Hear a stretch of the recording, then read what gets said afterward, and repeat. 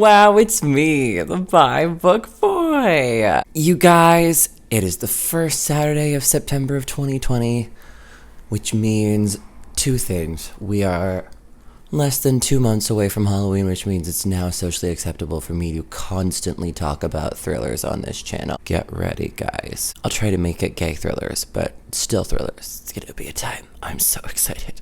No promises, but I might get distracted. Secondly, that means the I'm Thinking of Ending Things movie just dropped on Netflix last night. About a month ago, I read the book I'm Thinking of Ending Things by Iain Reid. I think it's Ian. It's either Ian or Ian. It's spelled I-A-I-N, which is like, I don't know. I'm not good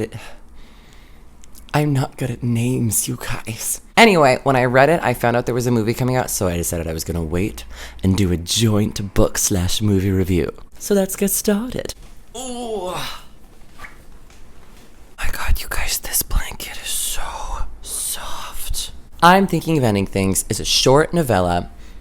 I think I would call it a novella. What's the definition of a novella?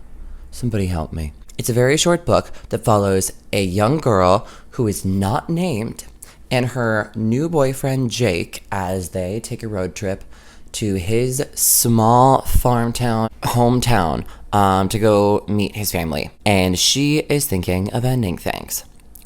This book was one of my favorite thrillers of the year because of three things. It knows its limits, it's short, it is very well crafted as far as the story and the narration. It's like almost a stream of consciousness thought that you can only really get into when you're in the mindset of a road trip. And while the first half was quite predictable, and I did actually see the twist coming, to be honest, it was so well written and so well executed, and honestly so concise that I loved every minute of it and ate it up. From here on, we're talking spoilers. Overall, I gave this book 5 stars. Just go read the book. It took me literally a day because it's very short. It's very good. It's actually a good road trip book because it's exactly the length that you could read on a day or so in a road trip when you're trapped in the car. I wonder if he planned that. Anyway, when they get to the house, there's a bunch of really cool Easter eggs that are dropped in because Jake's family is a little bit odd. He's got a brother that he fell upon hard times and never recovered. His mother has hearing problems and is slowly declining. And there's this really creepy narrative there's this really creepy story of the pigs, which is, oh god, the pig story is gross. That's where the body horror gets in. The pigs on their farm had been eaten by maggots, had been eaten alive, which is a wonderful metaphor for what it feels like sometimes to deal with chronic depression. Go get therapy, everybody. Therapy helps. Therapy is necessary. All humans need therapy. Anyway, there's also this really weird theme of the basement of the family's basement. That's really creepy. She eventually goes in the basement and there's paintings and family portraits that she is in. It's really creepy. It's really weird. There's also this recurring theme. When the girl in the book was young, she had a stalker who used to follow her. He watched her outside her window, which is really creepy. And recently he's resurfaced and he has been calling her. Just calling her on her cell phone and leaving her really disturbing messages.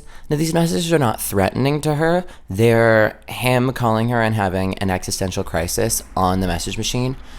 It's really disturbing. And he's continuously calling and she's continuously ignoring his calls on this ride.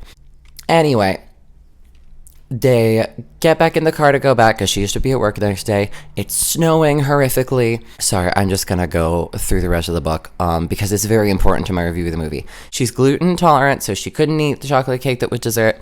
They're driving home in a snowstorm and they decide to have Dairy Queen. There's this creepy girl at the Dairy Queen who is all like, you don't have to stay here. You can get away. I'm worried for your safety. And it's scary. They pull over at this school to throw away the Dairy Queen cups. They do that and they start making out and they look up and the dude who has been following her is watching them make out, which is terrifying. And Jake goes to be like, yo, dude, being a peeping Tom is not cool. And he doesn't come back. So then she goes to go find Jake. In like this snowstorm, she eventually gets into the school. And said dude, it turns into like a final girl horror movie. She's being stalked by the creepy psycho killer guy.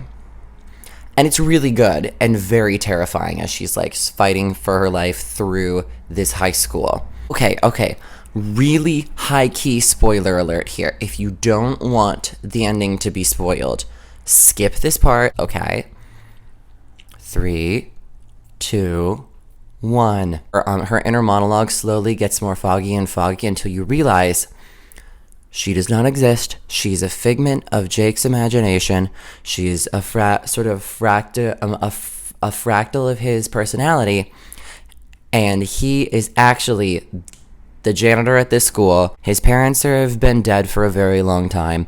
And if you go back and listen to reread all their conversations and see all the holes in the narrative of who she is and like her own backstory and also how they met, and how things keep changing, you see all of this beautiful subtle foreshadowing that they are indeed the same person. It's one of the most inventive, while not trying to be inventive stories I have ever read. It knows what it is, and it still manages to push the envelope of what it is, and I really appreciate it, which is why I gave this book 5 stars. Now, the movie. This movie is directed by one of my favorite directors, whose name I can't remember right now because I'm only on my second cup of coffee, but I will type it down here because it's pretty great. He's pretty great. Yeah, he's very good at distortion and using metaphors and artistic representation to really lean into the fact that we have a very unreliable narrator. And I love that in a movie and a book. We all know this. So I was very excited to see what he did with this. I also adore the actors in this film. They're all very good. Very well executed.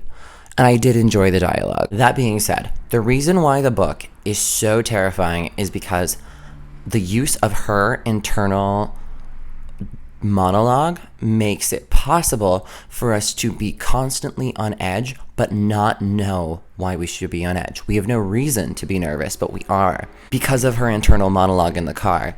Now, when you translate the many scenes in the car to the screen, that takes away a lot of her internal monologue, unless you have a lot of narration that gets repetitive and annoying. Therefore, it takes away the suspense. And it makes it more just a funny scene in a car, or a cute scene in a car, or a weird fight scene that made no sense in a car. The beginning scenes that were in the car that were adaptations of scenes in the car from the book were very good and very well written, and I also enjoyed the way that they used her internal dialogue in his spoken dialogue at points, so it really felt like he was finishing her sentence, and at first you're like, oh, they're just a cute couple that finishes each other's sentences, and then you're like, no. But after a while, I think because I knew the twist, I got a little tired of the very heavy-handed foreshadowing that is in those beginning scenes. There's also a lot of dialogue that I understand why they did this, because there's not a lot of dialogue in the book, but they created a lot of dialogue that is not in the book and started pushing a lot of very important and very poignant and very wonderful social commentary that I agree with. However, I like my social commentary with a spoonful of action happening, as in people experiencing or doing things that displace that social commentary on the screen, not sitting in a car and blatantly talking about it, just blatantly saying things. To be honest, the car scenes felt like I was sitting in a cafe watching a slam poetry session rather than a movie. It wasn't that good. It was too long. Another thing that was far too long was the confusion at the house. There was a lot of aspects added to the scenes at the house with Jake's parents that are not in the book. Some of them were wonderful. There's this running gag that everyone keeps calling her a different first name, and she keeps going, wait, that's not my name. That was not my name. Which at first, when they called her a name, I was like, what? They named her? That was part of the reason the book was so good, is she doesn't have a name. But it was good in that it was cool in that they didn't name her. They just gave her multiple different names. But again, there was a lot of social commentary that was said in the dialogue that I enjoyed a lot. I really enjoyed it because I agree with the social commentary. It's all very good things. It felt like we were sitting and watching people discuss things, which is fun. But it's the kind of thing that only really works in a book. And then the director started adding in a lot of surrealistic things that I would have loved, I think, had I not read the book. His parents would switch age. It would switch ages. And there's a dog that keeps appearing and disappearing that I don't think happened in the book, but it's been a month, so I could be lying there. And at one point, you think the mother is dying, and even though the mother's not dying, and then she's back in a 60s outfit. And it's cool, and I liked it, but I enjoyed the scene in the book more that didn't have all that, and I don't think we needed all of that. Therefore, while it was fun and artistic, it felt like it crossed the border from being artistic and became a bit self-indulgent and a bit forced. And then we get back in the car, and we go to the scene at the Dairy Queen, which is now they inserted a different Midwestern ice cream chain. I don't remember what it was. It had a really creepy clown for the logo. And we do the scene with the girls that are serving the ice cream. And that was chilling and very well directed and very well executed. And one of the reasons why this director is one of my favorite people is the fact that he can pull that off. It was so good, so good. That saved the movie for me. Then we go to the school, and I was ready for this creepy janitor dude to come in. And this is where it kind of fell apart for me. The third act really fell apart because they took what was a really beautifully done chase scene that ends in a wonderful revelation that we have been deceived this entire time, and the narration that we know was false narration. And instead they replaced it literally with the Dream Ballet from Oklahoma. And that she meets the janitor, and then here comes Jake, and then they're replaced by two ballerinas that literally do the Dream Ballet scene from Oklahoma, and then in comes the janitor who dances Judd's part and kills Jake, but in the Dream Ballet sequence, which is very cool and a very cool idea and a very new way to do it, so that we're not repeating the same final girl scene that is in every horror movie. However, we could have used more unsettling forms of confusion and done, I don't know. It didn't feel scary. It didn't feel artistic. It just felt pretentious. And it felt like the screenwriter or whoever was doing this was saying they were better than the author, which was annoying. And while I enjoyed the concept, I don't think anyone who has not read the novel is going to understand this movie. I do think, however, that people who have not read the novel might enjoy the movie more than those of us that did, because I don't know about any of you that read the book, but I was sitting here going, I don't think we needed that throughout like 75% of this movie. I don't know. I guess what I'm saying is this is one of those movies that proves that genre bending is not always a good idea. You can't take something like Halloween or Silence of the Lambs and try to put it in the genre of Mother or Midsommar. And this movie proves that. Both genres are wonderful and incredible, and both have their merits, and I love both the artistic, indulgent horror that is surrealistic and confuses you and you have no idea what's going on. I love that when it's done right. It's incredible. But I also just love a good killer chasing the person that eventually, killer chasing the victim, eventually one of them wins, who knows. I love that too, and it's valid. It's almost as if they took a book that was wonderful cookie cutter horror with a spice of surrealism and a little bit of existentialism, and said, you know what, you can't stand up on your own. And they tried to drown it in surrealism and existentialism, which if you put too much of either of those into something, it makes none of the poignant part matter, because it's all trying to be poignant, and it takes away the meaning from everything. It's too much because they didn't trust the original source material to stand up on its own.